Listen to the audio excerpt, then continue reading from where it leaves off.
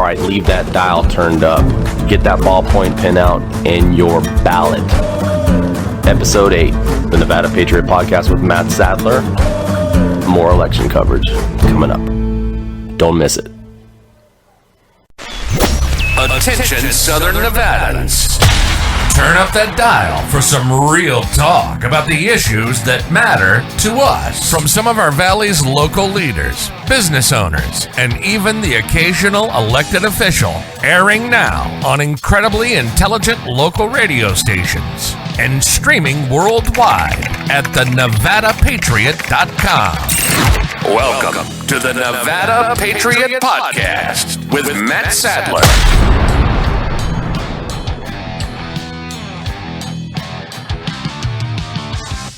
Welcome to the Nevada Patriot Podcast with Matt Sadler.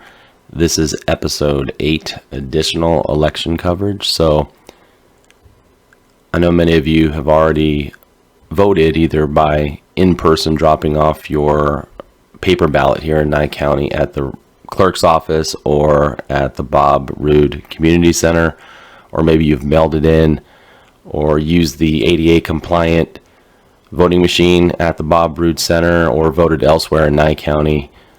Thank you for doing that. We need all hands on deck. This is a very important election.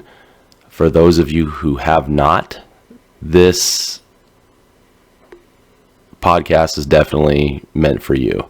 So touching on first here when we deal with these ballot measures, these ballot questions, question 1, 2, and 3.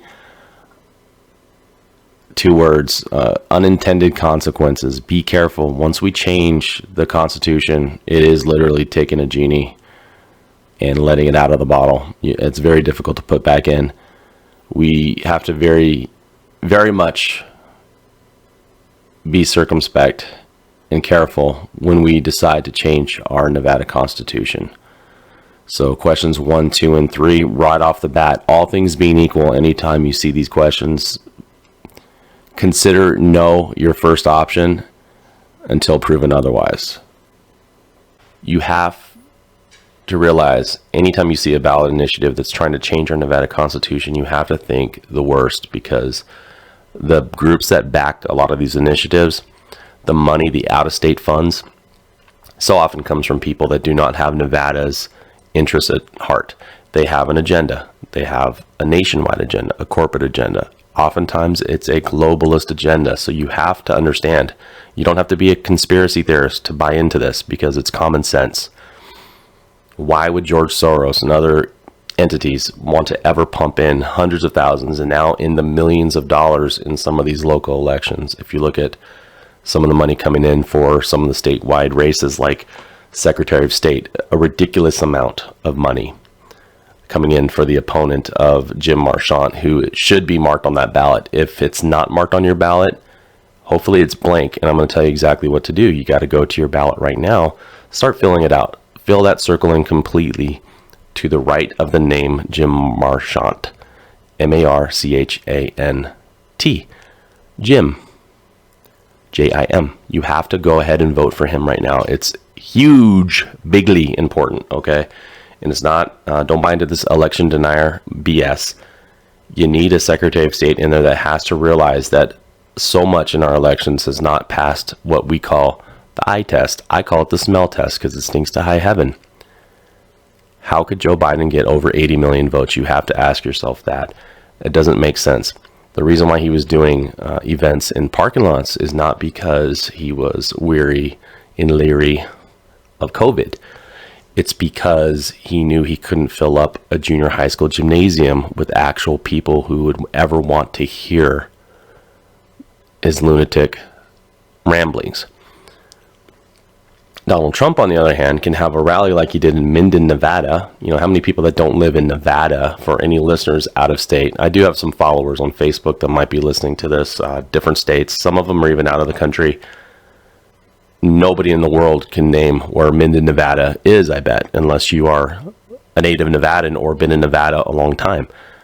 So Donald Trump can go to a smaller community like that and fill it up. Hordes of people. People traveled all the way from Las Vegas, from Pahrump, to go see this man speak. I'm convinced that you can announce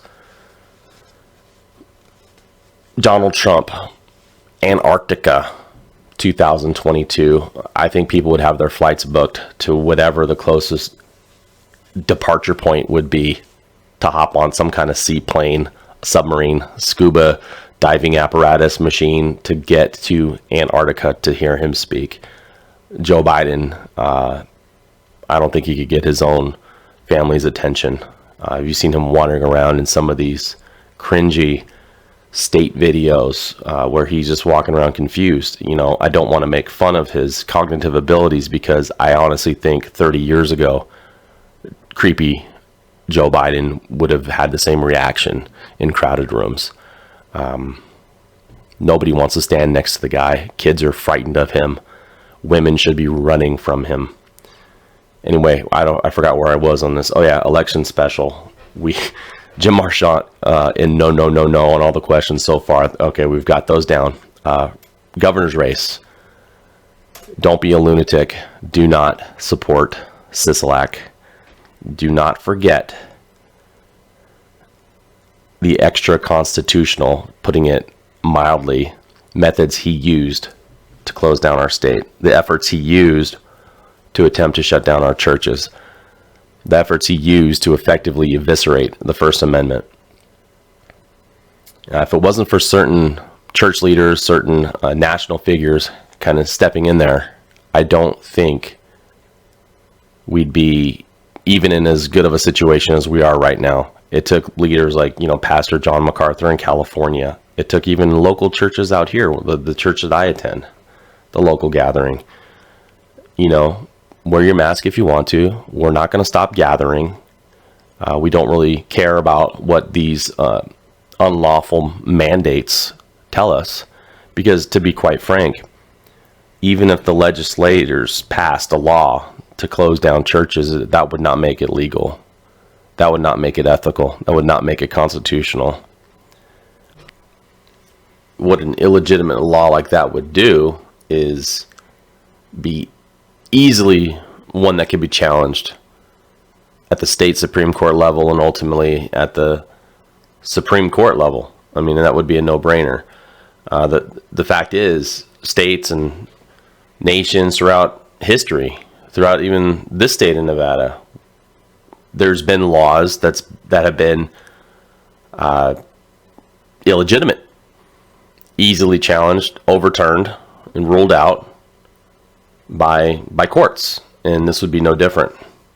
So I kind of liken that to when I heard, different authorities throughout the state, police departments, sheriff's offices, that were acting like they were really protecting we the people during the COVID lockdowns, business owners during the lockdown. So what you would hear from certain sheriff's offices or police departments would be, well, we're not going to criminally enforce these mandates. We will not be arresting citizens for, not wearing a mask or standing within 6 feet of each other or having their business open, blah, blah, blah. Well, of course you wouldn't, because I would, as a business owner, as a free citizen under a constitution that has granted me unalienable rights, I would sue the bejesus off of anybody that would dare do that. So that really wasn't the question, whether I was afraid I would get arrested for not wearing a mask or standing within 5.2 feet from somebody in line at a grocery store. I understand it's kind of a fallacious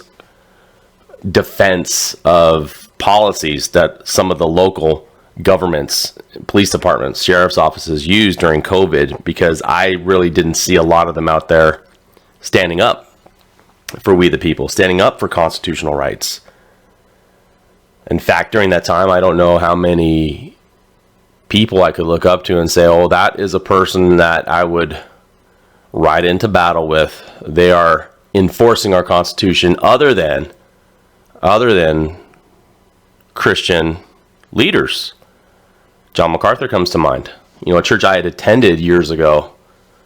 I tried actually attending one of their services when COVID was kind of winding down, and wow, I didn't recognize it. We had people singing on stage, wearing masks, muffled voices, very strange. So what you're able to see during this time is separating, you know, I don't want to like categorize people and make some people better, more American, more freedom loving than others. But the fact of the matter is that that's certainly the way it appeared. That certain church leaders were good representations of standing in the gap for freedoms, for our First Amendment rights to gather. I mean, this is explicit, ladies and gentlemen in the audience. However many of you are listening, whether it's 2 of you or 20 of you or 200 or 2,000 of you, it doesn't really matter. I need to preach this to myself and listen to it. You know, it doesn't matter how many of you are actually listening. Hopefully, scores of you, legions. Hopefully, every Rush Limbaugh listener that ever existed is tuned in right now to this podcast live. Well, the only way you could get this live is if you lived in my house. So, on immediate tape delay, hopefully all of you are listening. Needlessly, you know, should I say that I'm disappointed with our leadership, you know, at the county level, Southern Nevada level, especially at the very state level. I mean, the expectations, the bar was set super low during COVID. So I'm a Republican, I make no qualms about that, conservative Republican. So that distinguishes me from a lot of people that profess to be Republicans, you know, with the whole, you could put lipstick on a pig thing. That's very prevalent in my party at the local level and the national level. It's kind of laughable, to be honest with you, how very little regard most professing Republicans have for the platform that we should be aligned with. If we're going to call ourselves Republicans, we should agree with most of our platform, and that would kind of be a no-brainer. But, you know, many of us professing Republicans do not. There's some elements in the platform I disagree with. I'm a big convention of states guy. I don't really care who that irritates. Probably irritates almost every major Republican in my state. But if you're going to say you revere the Constitution, and then in your platform, which is one of the very few things I think we screwed up in our platform, was a convention of states issue. We Republicans in our platform say we revere the Constitution, we abide by the Constitution, then a couple sentences down, oh, but we hate this part of the Constitution. We don't like this part of the Constitution. Well, the thing is, the Constitution, you gotta, if you're going to be constitutionalist, call yourself a constitutional conservative or an originalist, then shouldn't we trust the founders on their checks and balances that they gave us? It's ridiculous to think that having a convention of states so that we could bypass our flimsy, wishy-washy, compromised U.S. Congress and U.S. Senate to get laws passed. To me, that's a common sense thing. Do you think that Congress is ever going to vote for term limits, for instance, or a stop in pay raises, or any restrictions on some of the, let's face it, most people in Congress start there, middle class, working class people, maybe upper middle class sometimes, and they retire millionaires. It's kind of ridiculous. So who's going to rein that in? Who's going to put some curbs, some checks, some balances on that? Are they going to vote that for themselves? No. The natural method by which they're going to have restraint is when we, the people, put it on them. So this is why you see a rebellion against this possibility of an Article 5 Convention of States to change or add, should I say, amendments to the Constitution to effectively create parameters for these people. That's why they hate it, you know, the Republicans and the Democrats alike. So don't get it twisted. I'm not just blindly following every person with an R next to their name when I vote and when I support people. But what I can tell you, and this is from some past podcasts that I've done, is that I don't know how, as a voter, you could align yourself with the other party, the other major party, the Democrats, because their platform is disgusting. So, very irredeemable. I invite you to look at it online. I believe it's democrat.org, I think is the website. You can find their platform. It was done in 2020. I think it's valuable minutes you could spend. I mean, it's not nice. It's not fun. It's like going to the dentist. Sometimes you have to have the work done on your teeth to feel better, to have a better understanding of what your condition is. And I think we all, Republicans, conservatives, independents, nonpartisans, Green Party people, Constitution Party people, whoever, IAP, look up that platform. If a candidate is running on the Democratic side of the ballot, how can they not be infiltrated by some of those terrible ideas in that platform? So this is a really long-winded way for me to say, when you open up your ballot and you're seeing, who should I vote for, Joe Lombardo or Sisolak? Lombardo is Sisolak 2.0. I hear that all the time. And I'm thinking, is he the best candidate? I doubt it. I doubt he's the best candidate that we could have put up for the Republican nomination. Am I supporting him now? Am I voting for him? Absolutely yes. Affirmative. Positive. Yes, I am. What's the option? Sisolak? The person who, literally, if he could have driven a screwdriver through the brain center of my business, I bet he would have. Same with yours. Now, I'm not pretending that we're going to know exactly what we're going to get on every one of these Republican candidates. And will we get some of these candidates on the ticket this general election? Will some of them be the next Mitt Romney? Maybe. Will some of them be the next Ronald Reagan? Maybe. Long ago, Ronald Reagan was actually a Democrat. Wasn't really considered an uber conservative figure coming out of California. I know California was a lot more moderate back then, even leaned to the right slightly, center right, I guess, state you could call it. But this wasn't your typical, Ted Cruz, Clarence Thomas type originalist. His views sort of, and like mine over the years, I've always been conservative, but as I get older, having a family, having a business, seeing what's going on with law and order in our communities, seeing what's going on with the economy, with inflation, with the printing of money, and all these excesses, and all this fixation, the media, just unholy alliance with the leftist agenda, it's made me more conservative, absolutely. I could tell you who's not going to become the next Ronald Reagan or the next Donald Trump or the next Barry Goldwater, Ted Cruz. It's going to be anybody with a D next to their name. So anybody that's going to start out in their camp, and it's funny because our side, we love to just embrace the people that are looking to be converted. Oh, Tulsi Gabbard, come to our side. Tulsi, oh wow, Tulsi sounds a lot more like a Republican than a Democrat. She should just come over to our side. No, well, at her heart, just because she's not a complete lunatic doesn't mean she's going to have a seat at my conservative table, so to speak. I dislike her a lot less than your average Democrat, but come on, let's look at her policies. Let's look where she's at on a lot of the issues. Yes, she's not a warmonger. Neither am I. I agree with her on that. I agree. We're sending troops in harm's way in conflicts that we have no business doing. We're setting ourselves up globally for potentially military conflicts that will not only change our country forever, but change the world, and our kids' world, our grandkids' world will never be the same. What I'm looking for is to have my kids and their kids to have the same opportunities, the same relative freedoms and enjoyment in this world that I had growing up. And that's being taken and torn away. And it's primarily because of candidates, wishy-washy ones that stand there and hold the towels and hold the equipment for the Democrats while they run roughshod over the Constitution, over our country.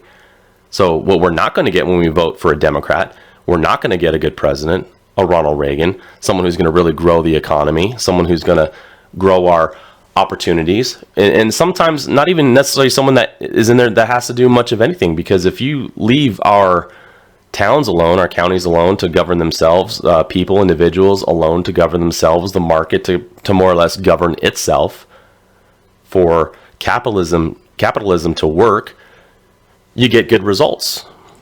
By and large, you don't have to really have a very proactive, centralized government doing much of anything. One of my favorite presidents was Calvin Coolidge, and most people say, well, gosh, I don't really know what he really did as president that made him so good. Well, exactly. Boom, you said it. You don't know.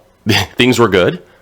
The president was very hands-off. He wasn't a micromanager. He wasn't like Obama. He wasn't up in everybody's grill. He's not commenting publicly on every single local issue like Obama was. He's not dividing the nation like Obama did, like Obama's still doing, as if he's still super relevant, and he's not. You know, he still has a lot more drawing power than Joe Biden, but what does that really tell you? Not too much. So, you know what you're going to get when you vote for their side.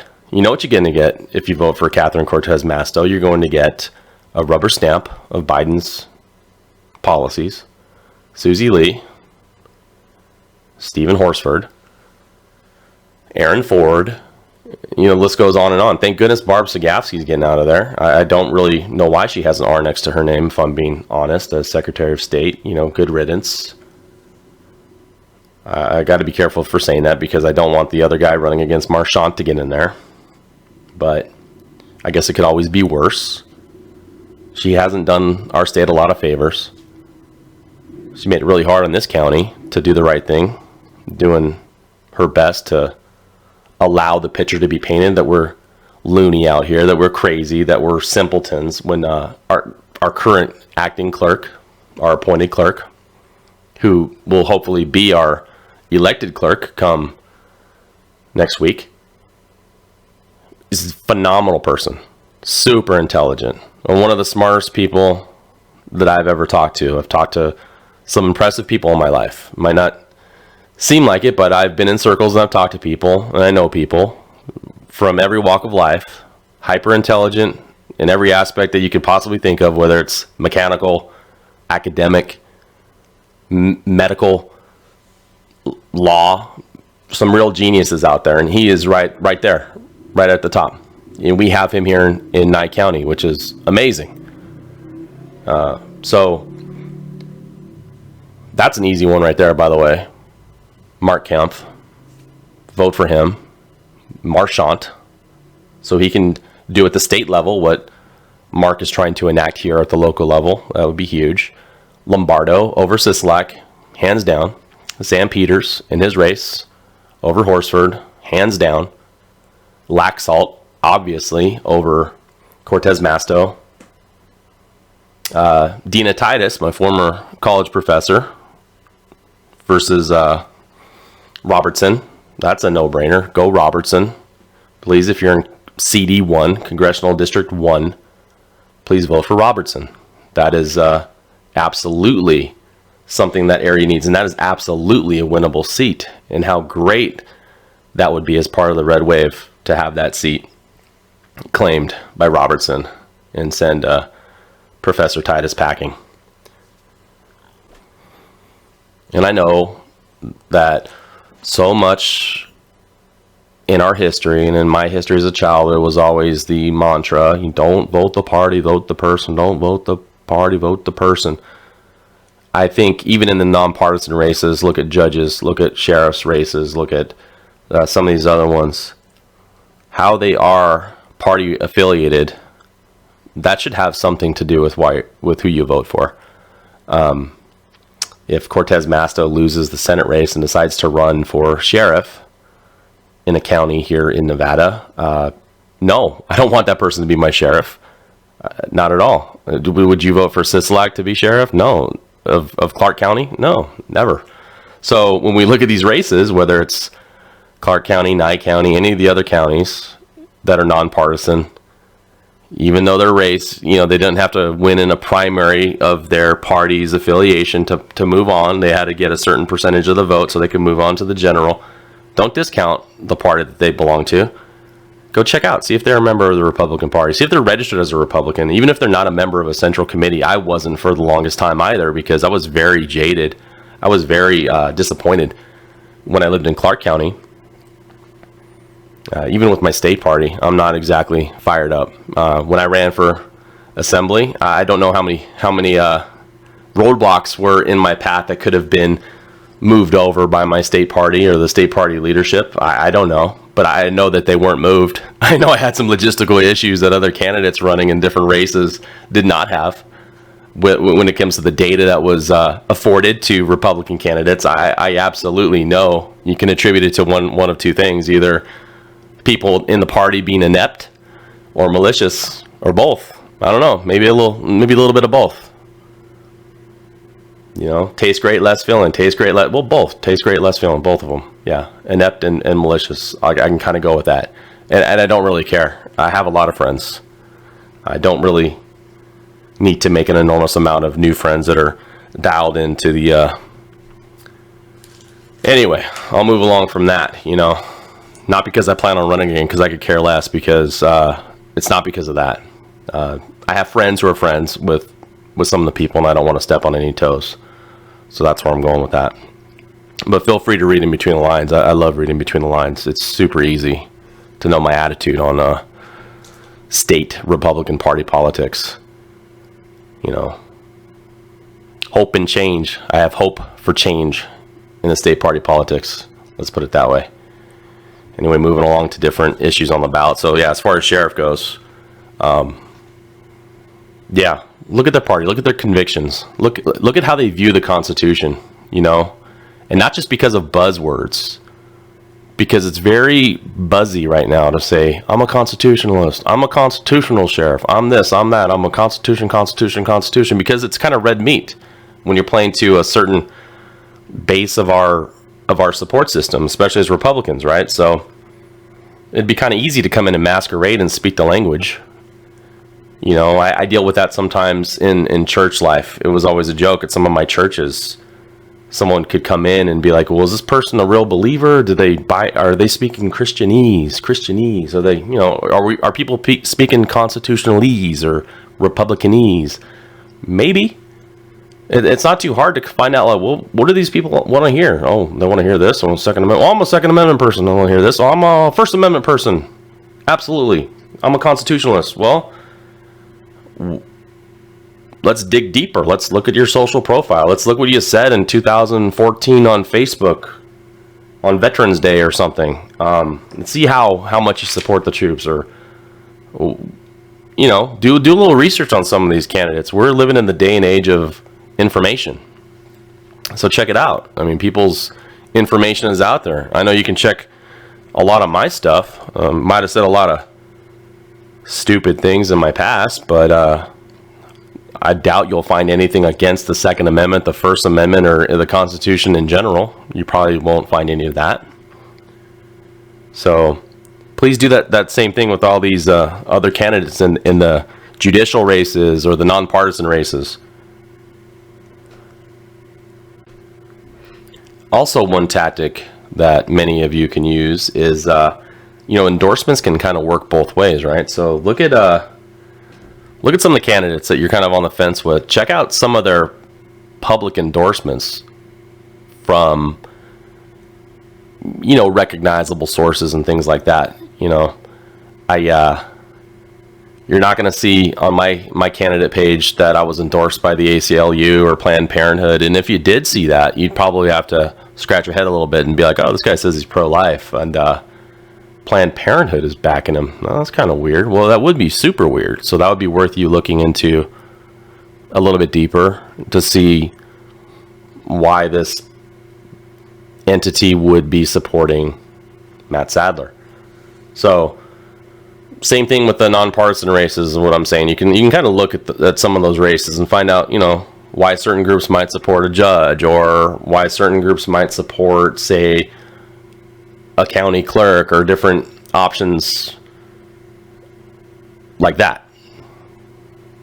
You know, it's a shame, but at the same time, I know in my race, it's so funny because here I am. If you could, and I'll toot my own horn, but I don't think it's a horn that should be tooting. It's something that everybody should feel. I'm 100% pro-life. It's astonishing to me that more people, especially in my party, don't view things my way. You know, looking at abortions in a, you know, like a responsible way. You know, I'm not personally for abortions, but, you know, I would never do it. But I'm not going to tell someone else they can't do it. You know, fallacious that argument is, or that representation is. It's ridiculous. It's like, you know, hate to do the Nazi thing, but what if someone told you, like, I don't know, I would never personally kill people or gas them, or, you know, throw gypsies off of bridges, but I'm not gonna tell a Nazi they can't do that. I mean, how silly, is that not a good analogy? I don't know. I scored pretty high on that. Horrible on math and the SAT, but on the English or the analogies, I was pretty good. So, getting older, so maybe not as good as I used to be, but that's one that just jumps out at me. You know, you're either for it or you're against it, right? So, I'm completely against it. And that's okay, even as a Christian person, to hate certain things. You know, if I love babies, if I love life, if I love the opportunity that everybody has being born in the image of God, to have their right to life, liberty, and the pursuit of happiness, I have to hate abortion. It's very logical. It's very deductively logical. That was one course I did get an A- in college, deductive reasoning. But it's true, right? So I don't think it's bad to hate that aspect of it. I don't like it. So when you see endorsements for people, like in my race, I think I did not get a certain endorsement from a certain 501c4 entity that I probably should have gotten one, or maybe they should have just endorsed both candidates, or maybe just not endorse either. But I see it's kind of you're able to lobby a little bit in that category of a 501c. So I get it. But if they hadn't done that endorsement, I don't know if I would have known my opponent was pro-life, because until they made that known, you wouldn't have known on the person's website. So I always found that kind of intriguing. So in a nutshell, it should be actually pretty super simple to fill out your ballot this season. If you haven't done it already, I would vote in Republicans. You know, are they all going to be great? No, they're not all going to be great. Will some of them be great? Maybe. Maybe some of them are going to be awesome. Donald Trump, when he first ran, I don't know if he was in my top 3 ever as Republican candidates on that ticket, but I tell you what, he got more done than any of the other candidates could have ever dreamed to have gotten done in his 4 years. So I'm thankful that I got that a little bit wrong, and I was surprised. So let's try it again this season, this election season, this midterm season. Let's bet on red. Let's do that. So I appreciate everybody sticking around here. Episode 8 of the Nevada Patriot podcast with Matt Sadler, the enhanced rambling election edition. God bless you all. Hey Pahrump, it's Matt Sadler here. Tune into FM 97.7 KPFF every Saturday at 6 p.m. for real talk and real conversations about the things that matter. The Nevada Patriot podcast with Matt Sadler will feature topics and conversations with business leaders, faith-based leaders, elected officials, political candidates, and important issues that are changing our society forever. You don't want to miss an episode. You'll be able to catch replays of our show throughout the week at 4 p.m., streaming worldwide at godfather.media.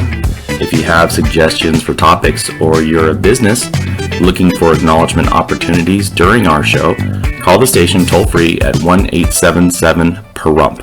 Until the next episode, Nevada Patriots, God bless. You've just spent some of the best minutes of your life hanging out with Matt Sadler at the Nevada Patriot Podcast. Thank you for listening. Tell a friend and join us next time. After you catch your breath, check out the NevadaPatriot.com for more content, advertising opportunities, and to give listener feedback.